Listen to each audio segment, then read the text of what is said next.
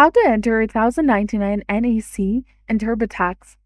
Hi guys, welcome back to our channel. Today in this video tutorial, we'll be discussing about entering 1099 NEC form in TurboTax. So now let's get started. So 1099 NEC form specifically reports non-employee compensation, which you may have gotten in previous years on 1099 MISC. So if you've worked as a freelancer or contractor last year, you probably got a 1099 NEC reporting how much money you were paid in box 1.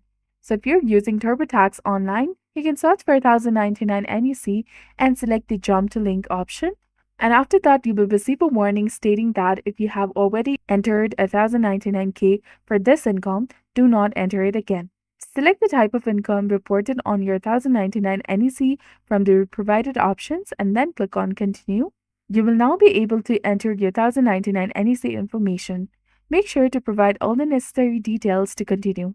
And that's it.